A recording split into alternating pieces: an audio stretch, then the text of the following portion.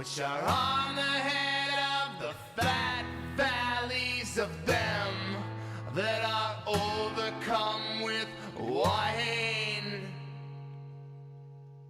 Behold, Yahweh hath a mighty and a strong one, which as a tempest of hail, a destroying storm, and as a flood of mighty waters overflowing, shook us down to the earth with the hand. The crown of pride, the drunkards of Ephraim, shall be trodden under feet, and the glorious beauty which is on the head of the fat valley shall be a fading flower, and as the fig before the harvest, which one looks upon seed, what is yet in his hand he eats it. Hello, good morning. Welcome to Line by Line Bible Studies. Though not everyone watches it in the morning, do they? So, all right, we're in chapter 28. Just like the song, it's funny listening to that song. That intro sounds terrible to me, or at least not the intro itself, but the harmonies seem really off. But that was a long time ago, 22 years or so. So, woe to the crown of pride. We talked about the day of the east wind in that chapter 27, Leviathan, and God bringing everything full circle. You know, the captivity is going to return. And he would return the captivity of his people. And now he's returning to his people again in subject matter, because we go to a new woe, and we're going to focus on Ephraim. Woe to the crown of pride, to the drunkards of Ephraim, whose glorious beauty is a fading flower, which are on the head of the fat valleys of them that are overcome with wine. Behold, the Lord hath a mighty and a strong one, which as a tempest of hail, and a destroying storm, as a flood of mighty waters overflowing, shall cast down to the earth with a hand. The crown of pride, the drunkards of Ephraim, shall be trodden under feet. And the glorious beauty, which is on the head of the fat valley, shall be a fading flower. And as the hasty fruit before the summer, which when he that looketh upon it seeth, while it is yet in his hand, he eateth it up.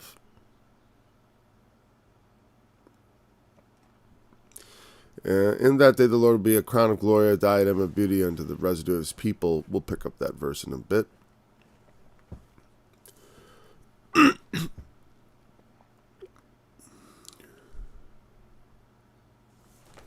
And sometimes I almost feel like I do like absorbing the whole chapter at once, because we do go so slow. But I guess over time I do feel like I am absorbing the entire thought, but I guess because I'm familiar with the chapter, I sort of think of what's coming, and no, it's fine. Let's take it bite by bite. Woe to the crown of pride. Sometimes I do like to read the whole chapter, sometimes. Woe to the drunkards of Ephraim. So it's focusing on the northern kingdom of Ephraim. Remember the two houses of the Israel split into two, actually, what I should say. Israel split into two, with the southern kingdom belonging to Judah with Benjamin, and then the northern kingdom being Ephraim and the other 10 tribes, at least geographically. Because like I said, it's like, I wouldn't consider, there's no forbidding of intermarrying between the tribes, and also you can't live, but you wouldn't inherit, in another tribe necessarily, unless you were, I don't know what all that law goes to that, but there is a remnant, it's not a clean cut. And you can tell that because in the New Testament, you will see references to people from the tribe of Asher, and I believe some from the tribe of Zebulun. And also the fact of course, Levi, the priesthood. And so there's much more of Israel with Judah, as known as the Jews. But Ephraim is the northern kingdom, and so a lot of people are not familiar with that. I remember when I first started studying the Bible seriously, it was something that was new to me. Well, Ephraim more severely departed from God, because the southern kingdom, this is going to be important to this passage, the southern kingdom, of course, included Jerusalem and the temple, which is where the only place where you could lawfully go to make sacrifice for sins and to worship the Lord. God didn't have like synagogues on every corner or anything. That didn't exist. Even a synagogue is not a temple. They do no sacrifice there. I mean, I think that when they came up with the idea, it was a new thing. They thought there should be some sort of local branch of the temple.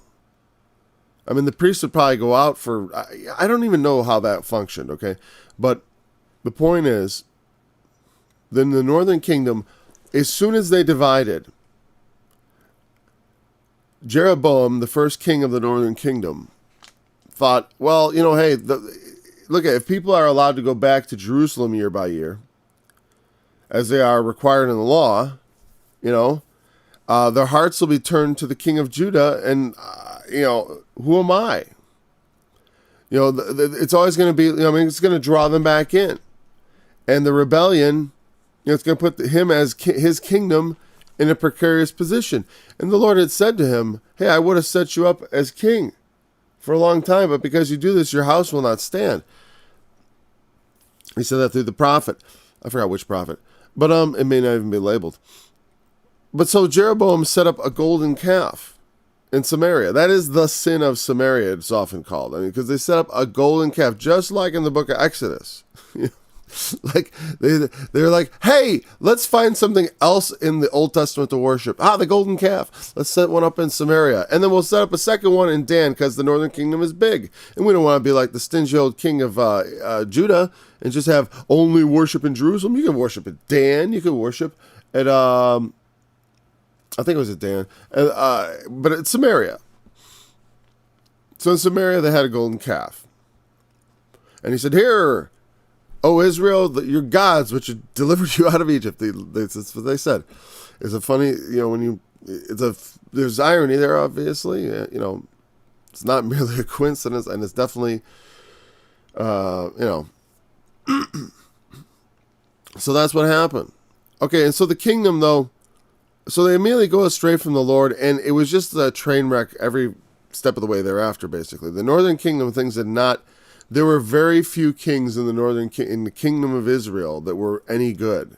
They were like almost all bad. Not all, but almost all. Like, for example, I believe, was it Jehu who supplanted Ahab in Jezebel, that whole story. He got rid of the burden. What did he do? Did he get rid of the golden calf? He did certain things. He got rid of a lot of the idols and stuff because they had idolatry everywhere, not just in Samaria. Of course, once you started departing from that, then it's like, well, can we worship Baal? Sure. And then pretty soon you must worship Baal. That's what it always goes, That's the way it always goes. First they want you to just accept them, then they want you to. Then they're demanding that you absolutely must honor them. Think about Rome. In Rome, you honor all the gods. That was the policy. They would conquer an area, they'd honor the gods of that area. And then that area would honor their gods. And they figure, hey, now we're at peace. But then they had trouble with the Jews because they're like, we'll honor your God, sure, but you must honor our gods. And they're like, no. And we'll fight you to the death forever for it, to not do that. And then they accommodated them because they had never run into anything like that. And it may seem at first like we're, but no, we accept what you think and we have what we think. You know what I mean? It's not like in Sodom and Gomorrah where everyone comes out and says like, oh, who's in there? We want to know. Bring those men out. We want to know them. I know that means no in that carnal sense, but it's also just think about it. Just take that out. It's even more, it's worse if you think about it. And it's actually real and it's wrong. People shouldn't have to, my thoughts are my own. They're not the business of other men. And also my guests, my home. There shouldn't be a society where everything encompasses everything. Totalitarian. That's the problem with socialism and all that stuff. It's totalitarian. They want to bring everything into one totality. It's just like the Tower of Babel. My religion opposes such things, It does. I mean, it's to teachings of the. I know it's wrong because of the Bible. A lot of people in the world, because they forgot the scriptures, don't know in our country because they don't know and believe the scriptures. They don't know and understand the peril they go into because they're going into the same peril. You know, as soon as I read this, I'm like, you know, it reminds me of my country. It was one of the early songs I did because of feel like we are just like a crown of pride. You know, Ephraim was full of pride, and America is too. And, you know, it is a proud land. You know, it requires proud men to fight for freedom and all that stuff. And I don't mean proud in the negative sense, but there is a negative aspect to pride also, isn't there? Of course, it's a sin. We sometimes use the term pride in a positive sense. Like, I'm proud of my child. That's not the kind of pride. Well, it's usually not. Usually that's almost like a hyperbole of the kind of pride we'd be talking about scripturally, like here. One second, my mouth's all dry.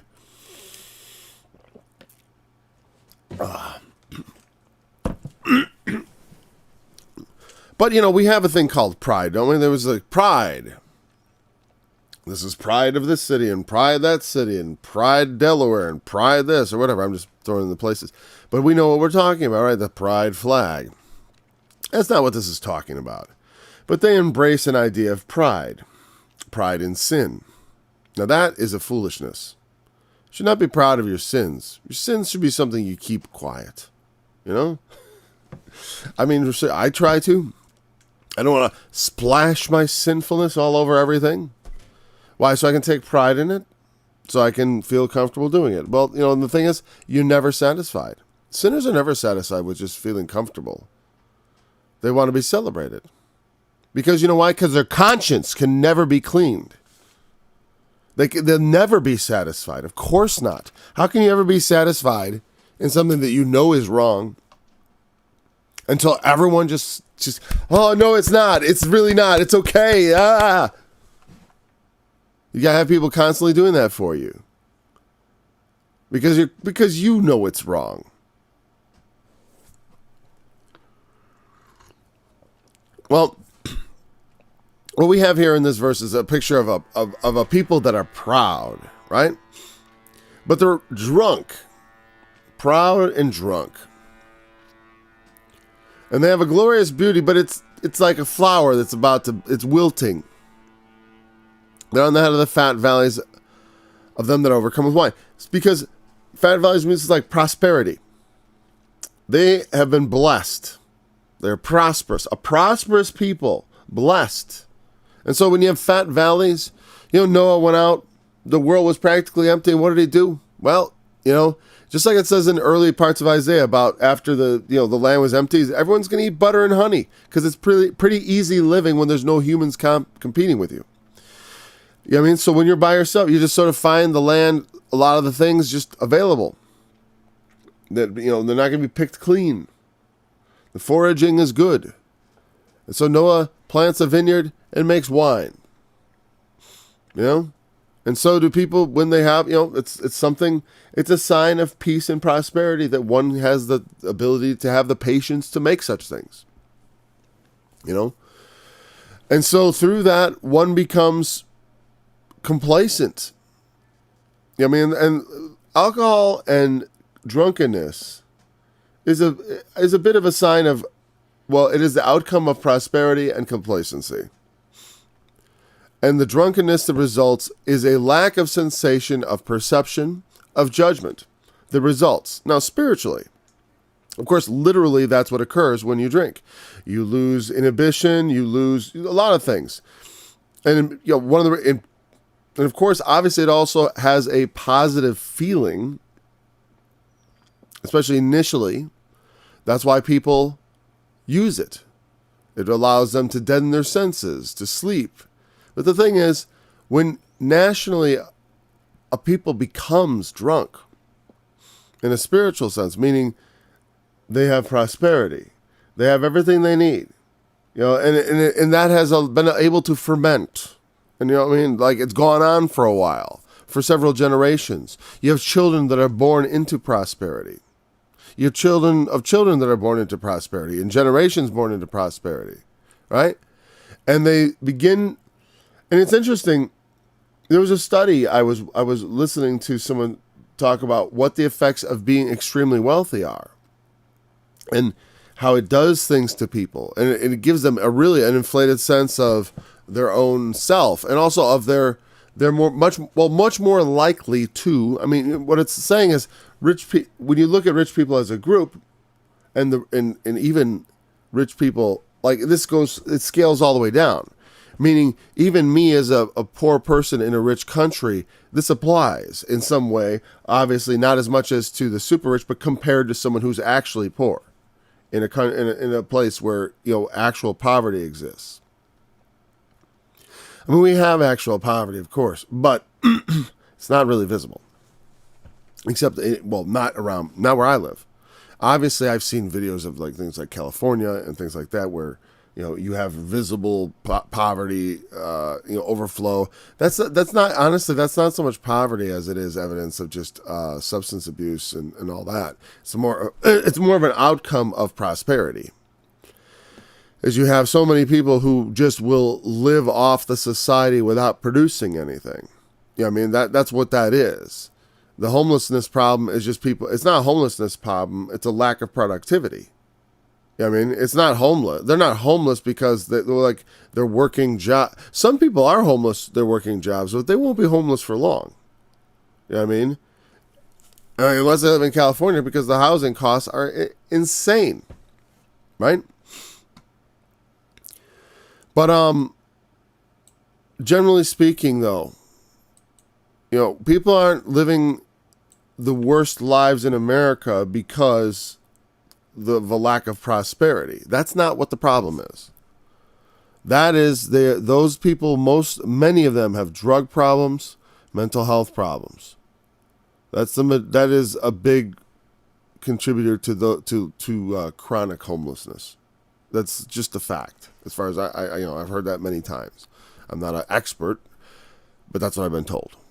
And that makes a lot of sense, because as society is prosperous, people begin to be destroyed by it, actually, Anyways, so back to the spiritual drunkenness, because I don't want to dwell on the homeless issue, because I don't know how, how do you solve that? No, I don't know. There's ideas and stuff, right? So, I mean, I know some of those ideas, but we're not going to discuss them. So the people of Israel, they lose a sense of judgment. They begin to think wrong. And people do it to this day. Pride and prosperity. And that beauty, because there is a sort of there is a shining moment when the nation has that glory. Like post World War II America seemed like this. Wow, it's America, victorious and all that. But that glory over time has faded. And that's not that doesn't have to be, as far as what the nation is. Our country used to be something else too. We weren't always victorious world power, and it's all right. I mean, look at Russia. They fell completely. And they're still there, and they're still a world power because they got nukes. This will always be a world power. That's not going away for a while. I mean, it's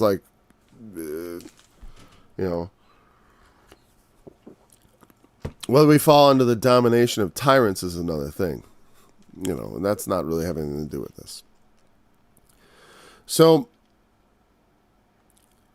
behold, the Lord hath a mighty and strong one, which as a tempest of hail, a destroying storm, as a flood of mighty waters overflowing, shall cast down to the earth with a hand. This is the Assyrian who would come, invade, and do all this, bring about the disaster of their history, in them being carried away into captivity, and the end of the kingdom of Israel. Only Judah would remain. And a very small remnant of Israel, again, we'll get hints of that, and I'll point it out. I mean, plus the fact that, like I said, the New Testament, and I've demonstrated that before. We're not gonna go to the New Testament thing there, but I mentioned that in passing because, there's always the specter of Anglo-Israelism, which is what happened to those tribes, and we know, but the thing is, the scriptures say very clearly that they would be left few in number among the heathen, and the point of driving them out was to destroy them, like those people. There was a remnant that would return to Israel, but if you were separated from the commonwealth, you can, while they were far away, if they would call on him, he would hear. But the thing is, that Israel would never be Israel again. Their descendants could find God again, but it's like sort of saying like, well, Abraham, it was made a promise, so that counts for every. No, only the children who receive the word. You know what I mean? Abraham, Isaac, and Jacob, not Abraham, Isaac, Ishmael, Midian, and the other sons of Abraham, and then Jacob and Esau. Don't forget Esau, because he was Jacob's brother. He's part of the family too. No, Esau was rejected permanently. That doesn't mean some of his descendants can find God through Jesus Christ. It doesn't mean that at all. But it just means that as a whole people, they are not part of God's called and elect people, Israel, from the Bible. That doesn't apply to them. And so also the northern kingdom Israel was well and truly cut off from national Israel. And except that, meaning the people who were carried in captivity and cut off, they were cut off. But the remnant that returned and remained, and they are still there. That's my point, is that Israel in the New Testament, you will see that the idea of Jews and Israel are used interchangeably. And if anyone, that's where I take my instruction from. Because the Bible says that. I don't care what E. Raymond Capt says in his imaginations, because that's what he writes of. His imaginations. And the imaginations of others. The sources for those books are just, you can look into it. There's nothing. If you know what I'm talking about, it's just a nest of stuff about Anglo-Israelism and tribes migrating that there's no historical record of. And I don't want to bore us to death with that subject. So, the Assyrian would come and do this like a tempest of hail, a destroying storm. But this always informed my thoughts, when I think about Revelation. Like, well, look, it was a tempest of hail, And the first angel sounded, and there was hail and fire mingled with blood, and they were cast upon the earth. What does that mean? Is that literal?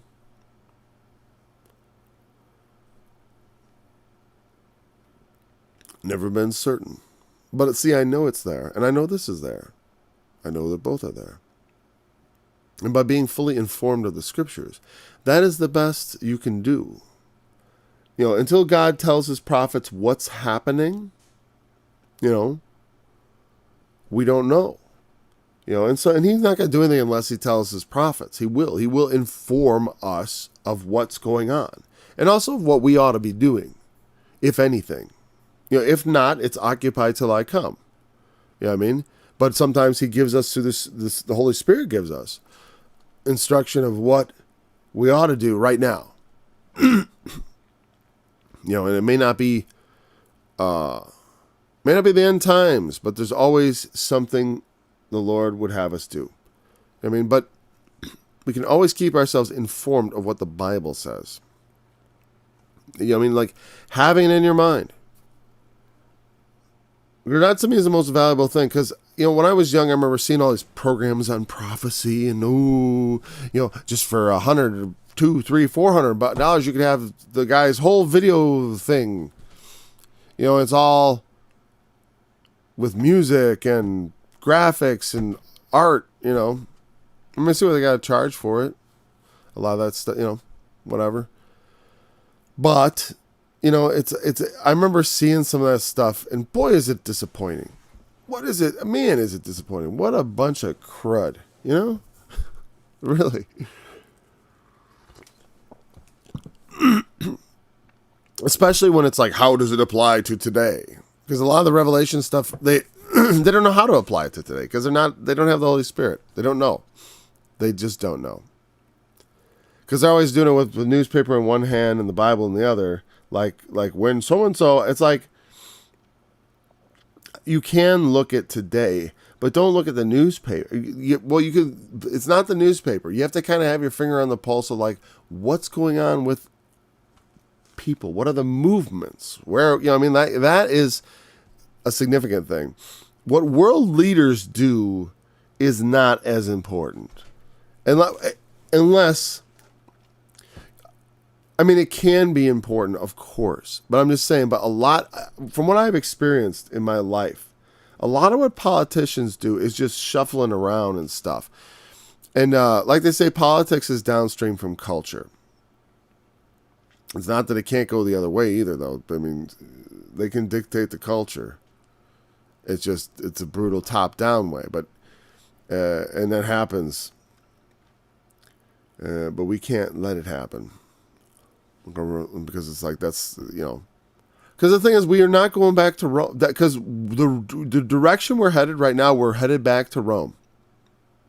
That's what we're doing. That's what we defeated 2,000 years, or well, not 2,000, but over 1,000 years ago. Christianity conquered Rome. And don't say it ushered in the Dark Ages unless you're an ignoramus, basically. Because that didn't happen.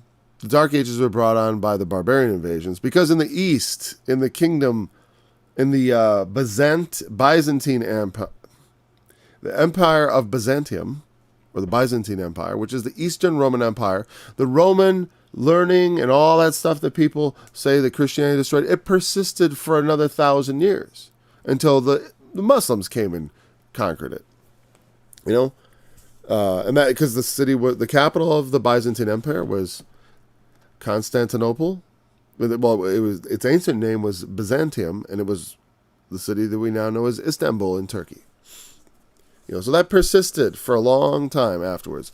The Christianity did not usher in a dark age. That's ridiculous nonsense. Christianity ushered in the end of the gladiatorial games. Christianity ushered in the end of throwing people to the lions. Christianity ushered in a lot of things that ended in the Roman Empire. It was good. And also, like I said, you have to honor all their gods. You got to honor everybody's gods. You got to honor the emperor as a god. There's things you must... you didn't have to believe in it, but you had to at least outwardly... you had to outwardly show your support, right? You had to say, hey, just do it. Do it. Just okay, I'll do it. Hail Caesar. I'm not doing it. He's Hail Caesar. I'm doing obviously the Black Power or whatever, the communist fist. And it's like, show it. I remember seeing a woman being accosted, and they were saying they wanted her to raise her fist like that, and she wouldn't. And good for her. And she wasn't a Trump supporter or anything. She was just a person who did not want to be bullied into following the crowd. And we're moving into a society that does, and honestly, Christians have been guilty of that too, of course. But I think that's a human impulse, to bring everything into under we have one central authority controlling everything so that people don't have opinions other than mine.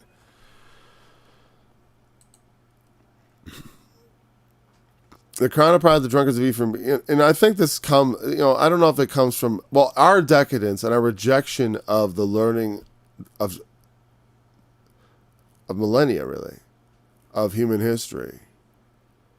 Because Christianity represents, a revelation of truth about how men ought to live that's superior to anything else.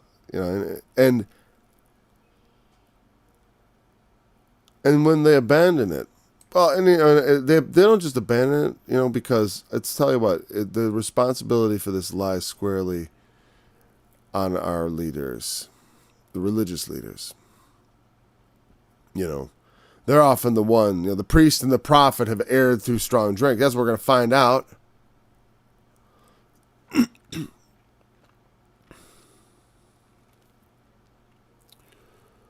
The crown of pride, the drunkards of Ephraim, shall be trodden underfoot in the glorious beauty which is on the head of the fat valley, shall be a fading flower.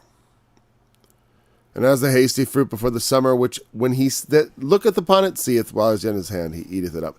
Yeah, ever since I moved in the country and started gardening, I've encountered this where, the first tomato ripe, there's just one, and you just eat it. At least I do. You don't have to.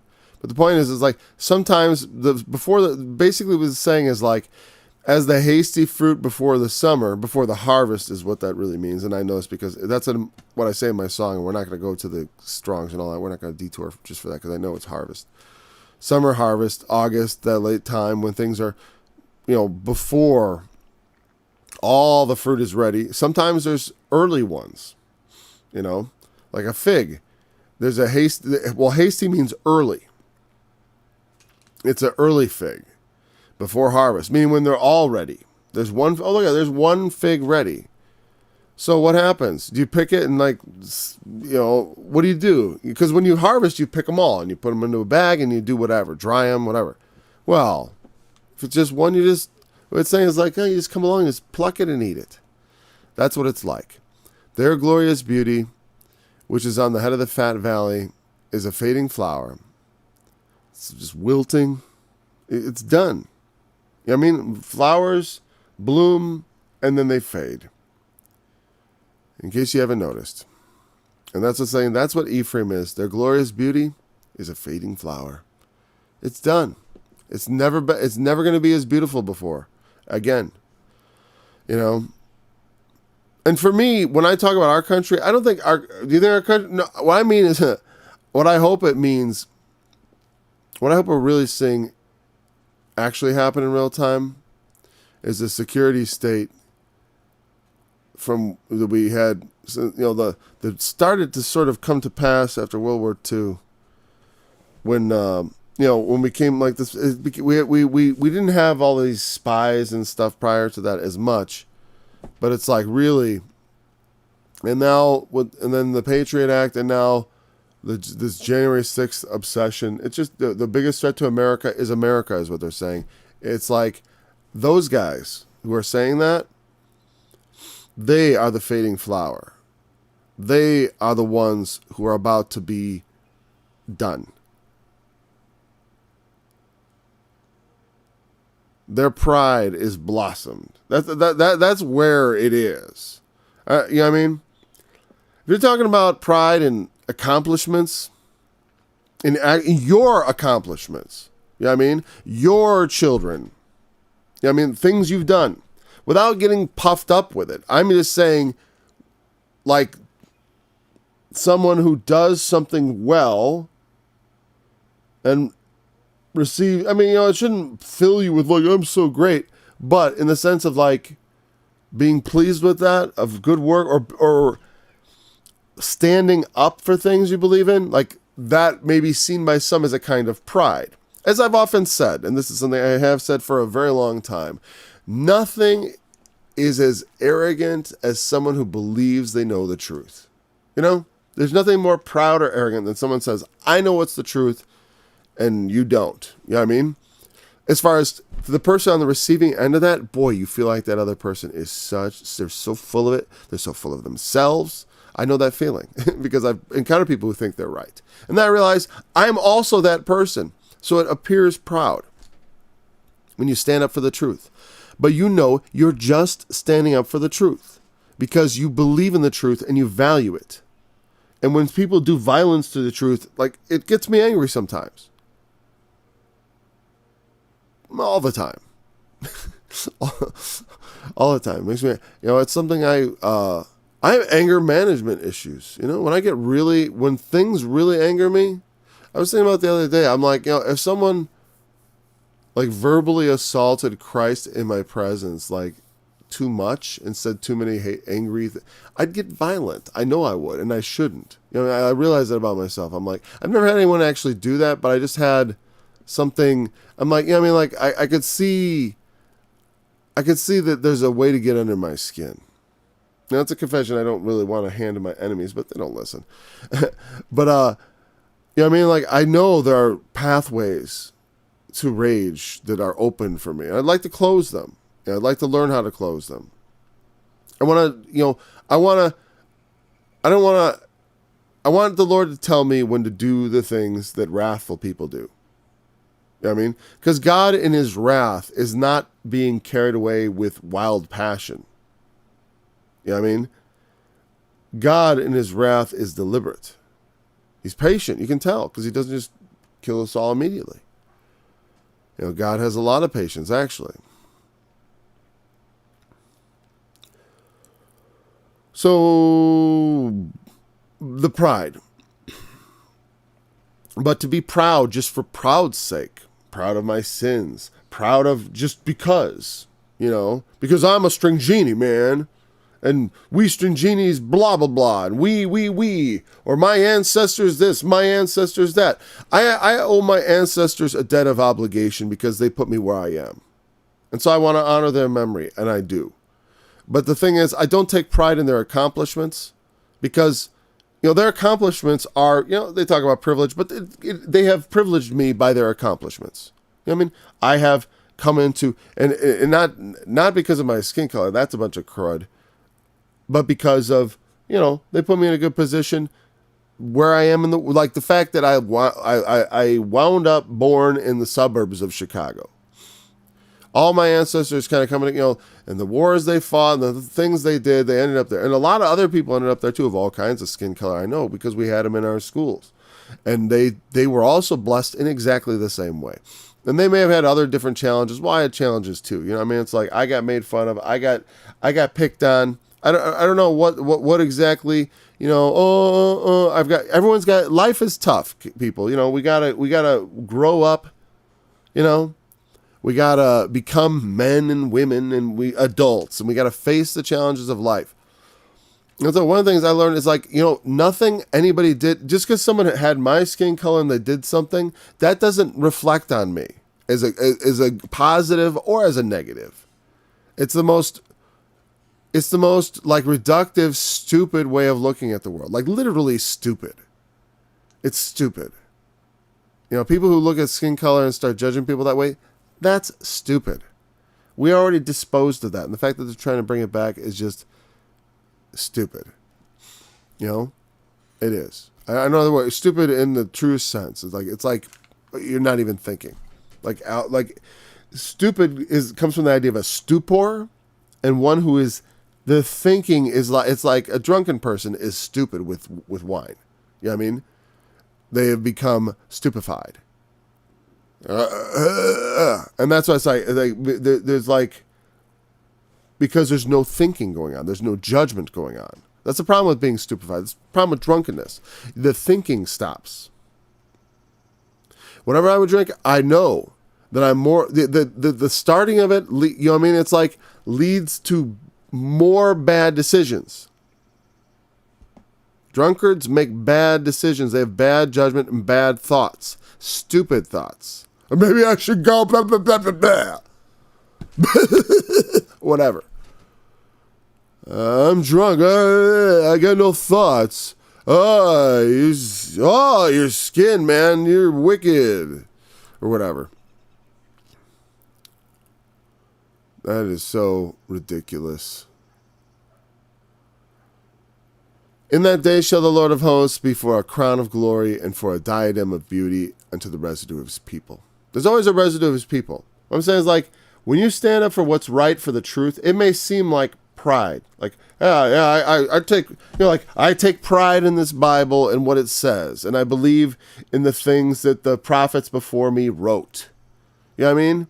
And what my brothers and sisters went through. I believe in those things, but I do not glory in their accomplishments. I seek only to do what God would have me do.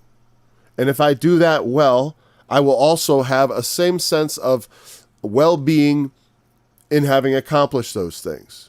And I will feel that at least I've done what God wanted. I will still say to him, I am an unprofitable servant, Lord, because I've only done that which was expected of me. I'd like to be profitable and not only do what is expected of me. Obviously, we can't do this with God. It's a joke. God, God, we're going to always end up doing exactly what he expects. But we can do more than what he tells us he expects. He might tell us, I expect this much, but he knows we'll exceed it. You know what I mean?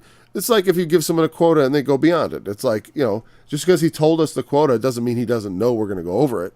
I may set for the, I'll say, I've done this many times. I'll tell my kids, I'm like, well, I'll give them a chore and I'll say, well, at least you got to get at least 5 done. And, if it takes an hour, that's good. But if you get 5 done in a half hour, do 10, or whatever. It's like, but get at least 5 done today. I don't care if it takes 2 hours. You know what I mean? Like, I need 5. If it takes 4 hours, do 5.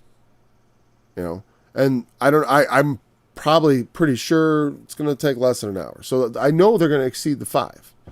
Maybe they'll get 6 in. Or I have a strong sense. God is the same way. He knows. He knows we'll exceed his stated expectations. Okay? Because it's the idea behind that thing Jesus said. I'm an unprofitable servant. Was it Jesus or actually... No, that was the saying of Jesus. I've only done that which was expected of me. I don't glory in my ancestors. Because that's what happens. Is like, first they start glorying in their ancestors, and then they start spitting on them. That's the way it always goes. Well, spitting on them, they glory in them. They glory in themselves in what they received from them. Here's the worst kind of pride. All right. There's like, look what my ancestors did. Okay, look what people of my skin color did. Okay, that's a pretty shallow pride, like taking pride in someone else's accomplishments. You have done nothing except you're descended from them. I don't know. You're the son of ancient kings. I'm so impressed. You know what I mean? It's like, what? We're all the sons of ancient kings. You know why? Because kings went raping all over the place. Of course, everyone's related. You know how many people are related to Genghis Khan? Lots. Yeah, you got an emperor in your history. Good for you, I'm descended from ancient kings. But I'll tell you what, that's pretty, that kind of pride. I mean, I remember my family, they're like, my grandmother was a Stuart, and we're descended from the Stuarts. They always said Mary Queen of Scots. I was like, why Mary Queen of Scots? Why specifically that one? I was just never sure of that. Because I'm like, because her son was King James. Why not King James? I'd prefer to say we were descended. But obviously, descended, I don't know what that means. To me, it's just family legend. And whatever. It's like, yeah, there's Stuarts in my family. Whatever. Big deal. I went to school with someone with this exact same name. I never thought, a queen in the making. You know what I mean? Or nothing against them, of course. But, like, who cares? But that's one kind of just meaningless pride. But the worst kind of pride is people are proud for no reason whatsoever. They're just proud. Just proud because they be them. You know what I mean? And like, well, or because of what they have, they don't thank or, they don't give credit to their ancestors. All their ancestors accomplished, and I'm their descendant, and I feel, like there's some sort of like, that's trying to take some justification, but just taking what they gave you and glorying in yourself. You know what I mean? Why? Well, because everything they did wrong. Everything they got wrong. You see it all. And now you're better, And you take all that they gave you for granted. You don't take pride in your ancestors. You take your ancestors for granted. So I put in the song, I'm a Native American, I glory in nor apologize for anything. Because I don't apologize for my ancestors. Why should I? I don't apologize for slavery. Why? Me? What do I got to do it? Well, because white folks enslaved, all kinds of folks enslaved people, and I don't care. I don't answer for them. I don't care if my father enslaved people and my mother enslaved people. I am not responsible for that. If I inherited some slave, like this, a lot of, Thomas Jefferson inherited slaves, and then he freed them when he died. That's not the best way to handle that situation. He should have freed them when he inherited them, when they became his property. That would be the right thing to do. But he was not a particularly religious man. But he did believe that it was wrong. And all of us, have we ever done things that we believe are wrong? Yes. But it's like people, you can criticize people and also give them their due. You know what I mean? We don't need to lionize every human being in history that's in our, like like the way they did with George Washington, they made him almost into like this folk hero, like with the paintings there was a, if you know about this in history, I mean, literally in the time, like after the founding is when they really tried to build up the historical events and the paintings that were painted, like the paintings you see of like the signing of the Declaration of Independence. Those are made years later, and they're sort of like glorified renditions, made to, they're like propaganda. You know what I mean? And that's what they do. And warts and all, they're still giants of history. They still did everything that like led to now, and now is really good here. And so they should be honored to that degree of, it's like, because it's like you're not going to find, there's no historical figures who are free from stains. Like, even if you don't know about them. You know what I mean? It's just like, like Martin Luther King Jr. He, of course, his faults we forgive because of the genuineness of the thing he was doing. You know what I mean? And because they're common human faults. You know what I mean? We don't, it doesn't stain his accomplishments. But other people, sometimes it does. It does. Especially when you consider like for example, you compare Martin Luther King Jr. to someone like Ravi Zacharias, who I did a video on. I didn't like that guy at all. But Ravi Zacharias, Martin Luther King Jr. had basically groupies. But Ravi Zacharias sexually harassed, bullied, and basically, I'm not gonna say, sexually assaulted or whatever.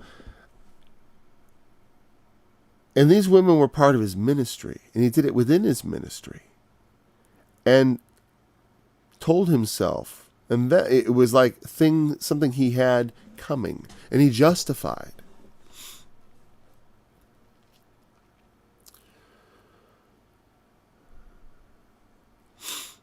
It was predatory.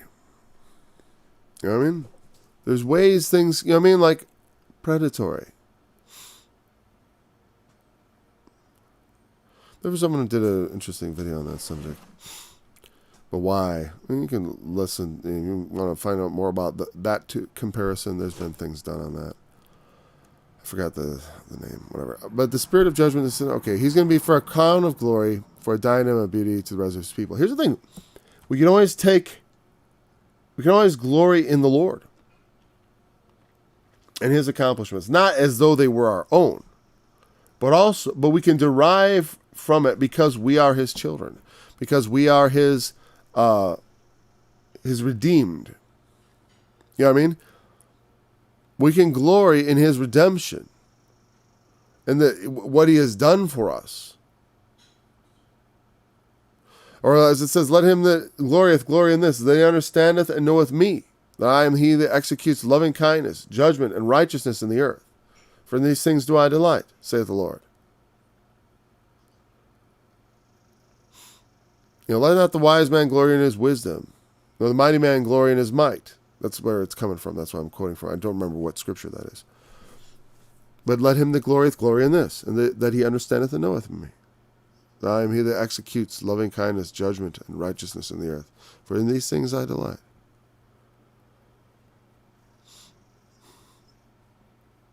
There was a crown of pride.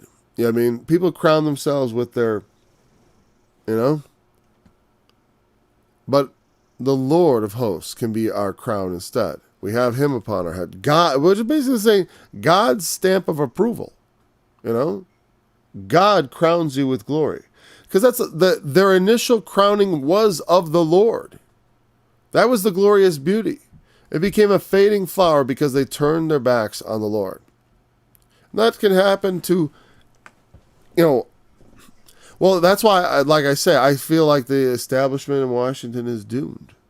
That's going away. I don't mean that like they're not our Constitution and all that, but like There's some aspect of corruption. Well, because the thing is, it will come to a head. Because evil will have, it's going to keep festering. And it will be fought. And of course, I always believe that, you don't go into a fight thinking you're going to lose. Otherwise, why fight? Of course, you're not going to lose, And if we, like the two witnesses, even if they lose, they still win. I will, like, you know what I mean? It's like, even if they killed me, it's like, I will ram my corpse so far up their noses, they will never get rid of the smell. You know what I mean? I mean that. It's like, I will die for what I believe in.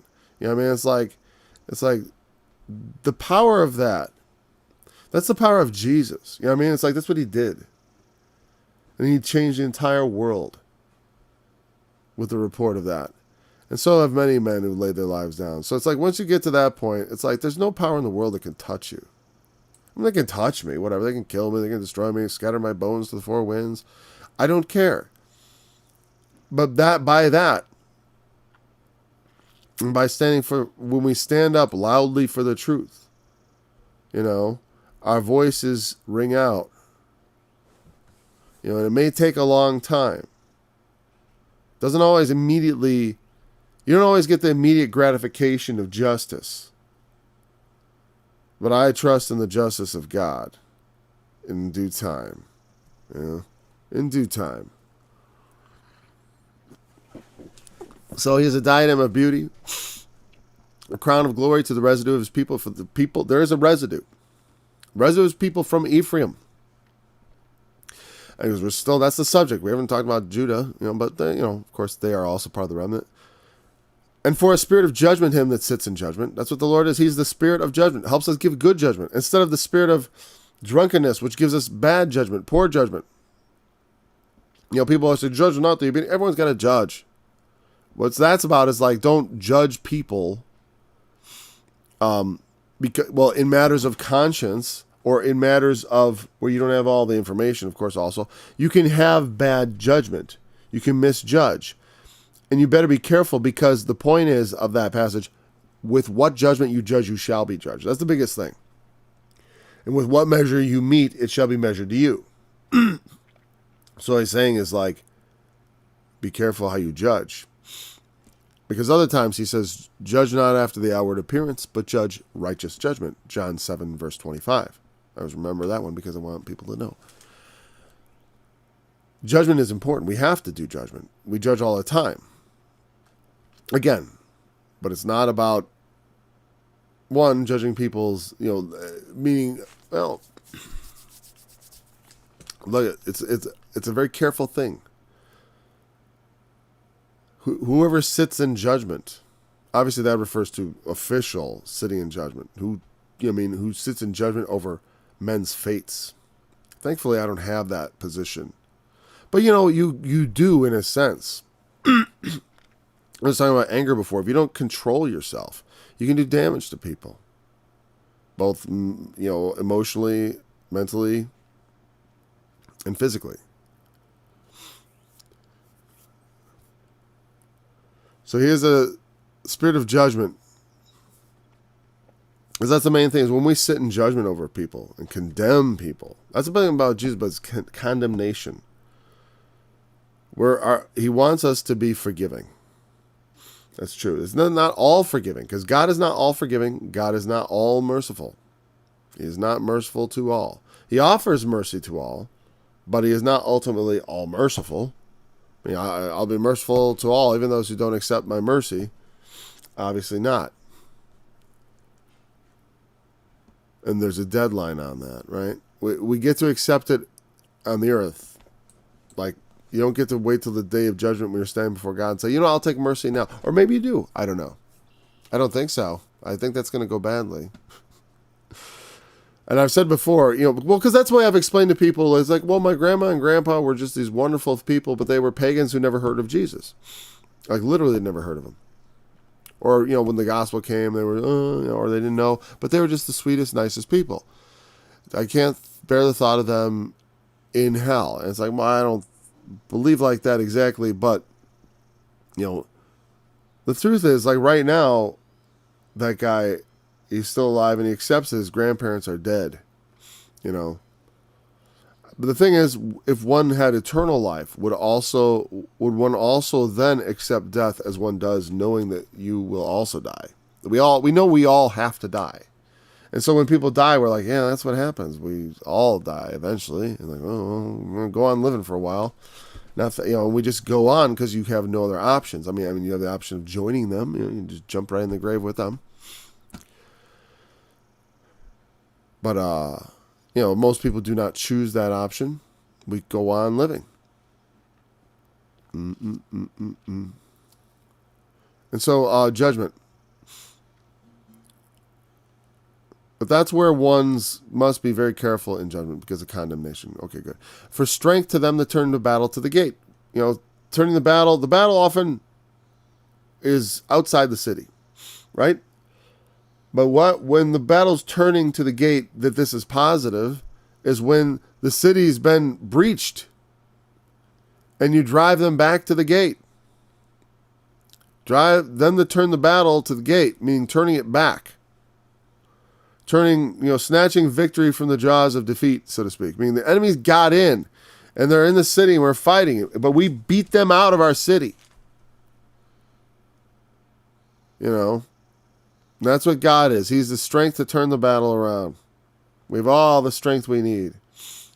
They can muster the power of states and nuclear arms, but we have the power of God, and that's always been more powerful.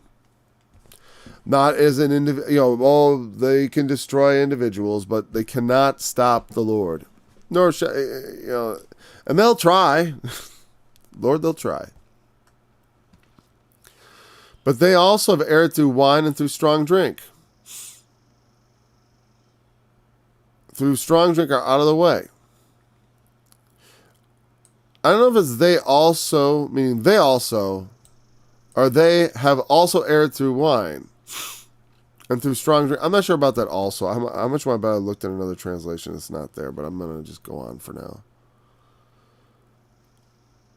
Through strong drink are out of the way. The priest and the prophet have erred through strong drink. Because that's the problem.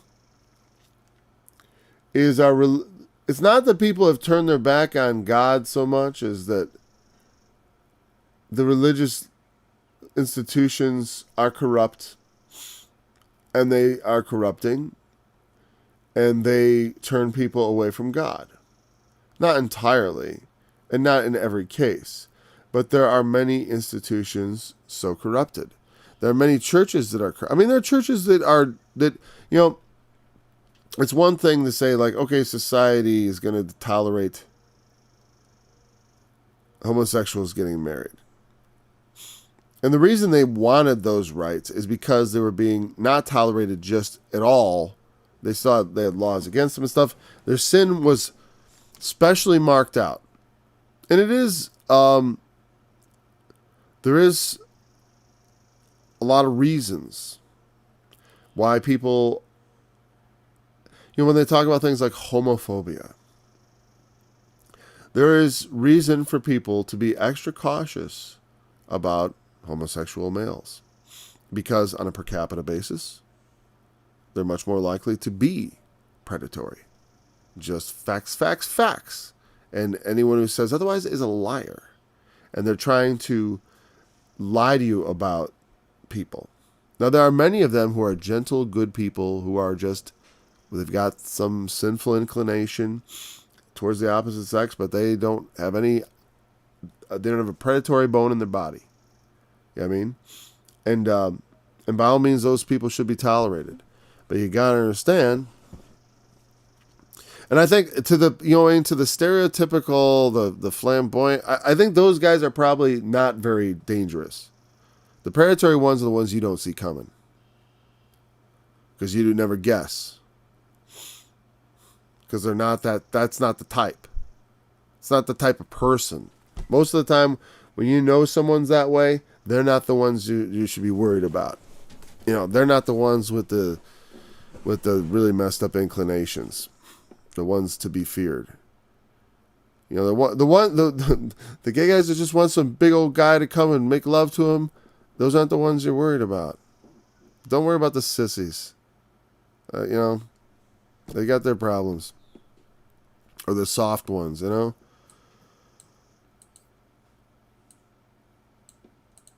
It's like, but if you've seen some of the they aren't all like styling their hair and, if you look at are those the people you see arrested? Nah.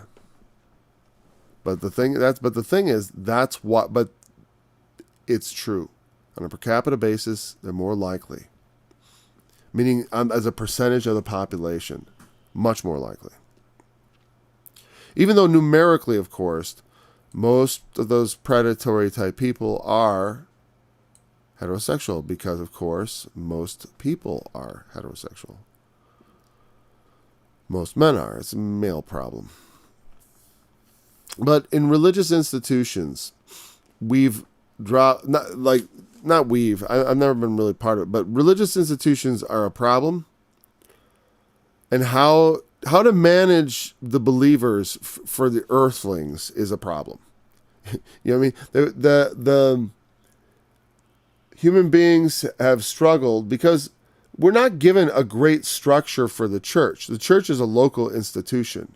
Unlike the temple worship of the Old Testament, it's a completely decentralized religion. Christianity. Well, it's completely centralized in God, but on earth, it's like Jesus said, to the woman at the well, she said, "Hey, where the Jews say that it's Jerusalem where we ought to worship." And he's like, "Well, you don't know what you worship. You worship what you don't know, because salvation is of the Jews. But the hour is coming, and now is." Well, wait. I want to start with God is a spirit, and they that worship him must worship him in the spirit, right? And he was saying, it'll come to pass. Well, I'm just going to cut to the part. I can't remember what came before, first or second. But basically he said, this is John chapter 4, that, no, I lost the thought. What did he say? Salvation of the Jews. You worship. Oh, God is a spirit. He wants people to worship in the spirit, not in a particular place, not in this mountain, nor yet at Jerusalem. God doesn't want people to worship him in a place. He wants them to worship in spirit and in truth. And that's the difference. The worship is not a temple, a place, but it is rather a way of worship. Meaning it is by being inwardly connected to God and by outwardly living out truth. And speaking truth that we learn of God. And that is how one ought to live and worship God. But we have institutions because, people gather together, and then they organize those gatherings. And as they get organized, then they say, "Hey, let's start a new gathering in the next town with our method of organization." And of course, that's not exactly how it started, because Paul went around just starting churches in different towns, and then they corresponded, and then they would meet. The bishops of different cities would meet. But when they did, they started vying for supremacy. Eventually, the Archbishop of Rome, because they were archbishops of the most important cities, they thought they were also the most important archbishop, which is ridiculous.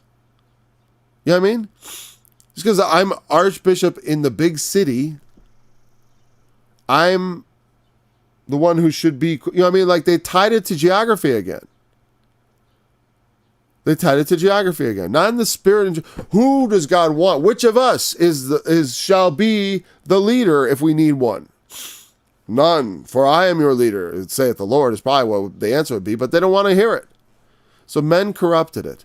And that started splitting things, because someone had to be preeminent. Someone's got to be in the top slot. So it wasn't enough that they were bishops. Then the bishops had to have the bishop of the bishops. You know what I mean? Same thing. And then, reformers come along, and then they canonize these people, the reformers.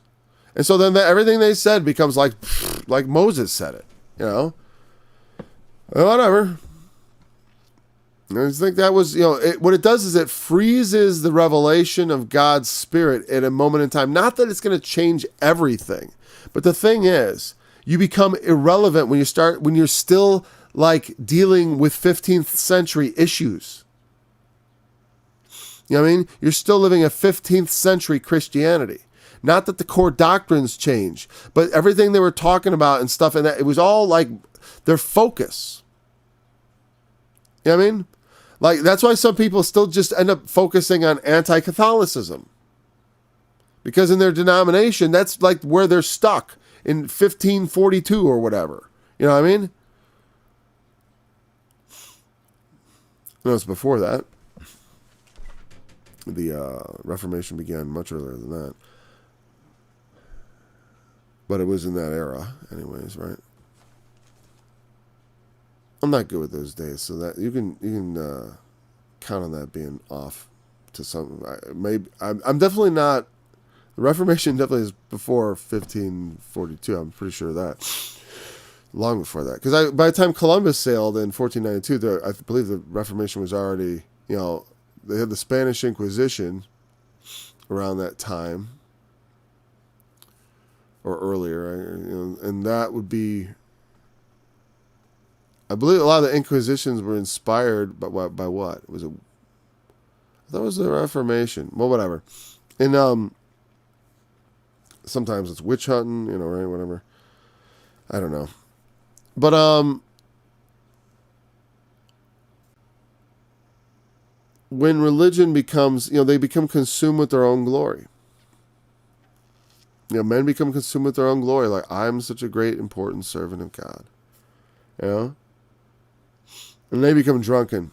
They become drunken with an unearned glory. Just because, like I said, I'm the bishop of the biggest city. So what? How they get there? I don't know. Let me tell you this: the Roman Catholic Church, the Vatican, has what they call a velvet mafia, which is basically the priesthood as controlled by the homosexual priests. They call it the velvet mafia because they're homosexuals. And like I said, the problem with the church in many ways also is the infiltration of the leadership by homosexuals and atheists. As far that is, what do you say when priests are touching little boys and each other? And here's the thing: I understand why they go into it, and I've become a little less gracious in my, so my tone has changed because, and I don't blame everybody for the actions of a few, of course, right? Every person needs to be judged on their own merits, right? But as far as this infiltration by atheists, you can even look on Google where atheist pastor, they totally get exposed. They expose themselves. I've been an atheist for 20 years now, And if you think of the guys who have the guts to come out and say so and destroy their career, how many guys are there serving as pastors who don't believe in God anymore? Many. It's a cushy gig. I mean, and maybe you really care about people and you just, and you're going through the motions and you counsel couples or whatever. You can still do a journeyman's job of it, You can still do the job, to some degree. With your psychology degree and your moral philosophy minor and your divinity doctorate or whatever. All that crap you paid for and you went to study for and then in the process lost your faith. But you still got to earn a living, and so now you're pastoring and you don't believe in God. There's plenty of that. And you people are the problem. You are. You need to get the hell out. Get the hell out of my church. You unbelieving people. Get the hell out. Have a little integrity, you piece of garbage. Seriously. You garbage humans. Have integrity. Get the hell out of the church. It angers me. It does, because how many of them are responsible for all the negative things said about God's church? And then, let's get out. That's the thing. It's like, hey, my people, come out of her, my people. That's Babylon. That church run by those unbelievers and homosexuals and all that stuff. That's Babylon, dude. Get out. Get out of Babylon. Have no part in it, lest you be partaker of her sins and receive of her plagues. That's what it says in the book of Revelation. Now, we're going to wrap this up. Priest and the prophet have erred through strong drink. They are swallowed up of wine. I mean, you can literally get all drunken, but this is talking about spiritual drunkenness. Obviously, can you imagine if I was here drunk giving a Bible study? How well do you think that study would go? Pretty badly, I'm pretty sure. Because I've been drunk and I know exactly what I'm like. And I'm not, I might be talkative, but I definitely will not be sharp. You know what I mean? Depends on how much you had to drink, right? But these guys have had a lot. Because, man, all tables are full of vomit and filthiness. There's no place clean. Yeah, we'll have to, we're going to continue this thought in the next, because it's going to go into a lot more religious stuff. And I do like this, because this is the passage where we really start getting down to the bones of what's wrong with things. Our religious leaders lead us astray. They're not our real religious leaders. That's another thing a lot of Christians don't understand. They're following the wrong people. And it's all right. You should really be following God. There's no right people to follow. You know what I mean? You can take instruction. Obviously, I'm here instructing and offering myself as someone to follow, as far as to watch and listen. You know what I mean? Like to follow, like you might follow a newspaper column. You know what I mean? That's the kind of following. Yes, of course. But as the following, as like the way sometimes it's almost cult-like, and the leader becomes infallible, and and give me all your money and stuff. It's like I don't. That, of course, we don't... I'm sorry, I had to cut there. I just noticed. We're not interested in that. You know what I mean? And I will not ask it of you. You know what I mean? So, because it shouldn't be what it's all about. You know what I mean? If I get an idea in my head of some big thing I want to do that I need a lot of money for, I'll talk to people about it. I'll talk to my brethren if it's for the Lord, But it's like... What's the big plan, Paul? Just for me to live, I should have people get money to me just so I can live? It's like, I don't know. Like I said, if I, sometimes I feel like I'm almost in full-time ministry. Or the last year it's felt like that, like I've had, but it's not. It's not Bible study ministry, and I'm ministering something else. I do think it's of God. All this music I've been working on. And there's a lot more nobody's heard yet. So, but it's the Lord's work, but it's a different thing. And it can, like it says, they that live of the gospel, or they that labor in the gospel should live of the gospel, or something like that. Meaning that of necessity, if you're constantly working in the gospel, meaning you're teaching the Bible and traveling around doing apostle-like things like the apostle, you have to depend on people to support you in that. I've always used the example of a missionary. But we have a lot of churches that are empty, and it's like churches they look the way schools should look. Schools should look like the way some churches do that I've been to that are dying. And they're dying for a reason. Churches with poor leadership die. And that's just, it's good. But sometimes churches with wicked leaders thrive because the wicked have no bounds, Well, we'll discuss it more next time, because as I look at the, I know it's coming, and it's just going to go on and on and on about this. So we're going to have another day talking about our wonderful religious leaders and how they're drunken. We'll go more into that drunken aspect, definitely analyze spiritually. What's the spiritual drunkenness of our time? That'd be a good question. What is it? Because I've always known about this analogy, and it doesn't leap into my mind how to articulate it perfectly. So, anyways, we will continue tomorrow. Thank you. We'll see you then. They are out of the way through strong drink, they air and vision, they they stumble in judgment? For all tables are full of vomit and filthiness. There is no place clean. Whom shall he teach knowledge? Whom shall he make to understand doctrine? Them that are weaned from the milk and drawn from the breast. For precept must be upon precept, precept upon precept, line upon line, line upon line. Here a little, there a little. For with stammering lips and another tongue will he speak to this people. Woe to the crown of pride, to the drunkard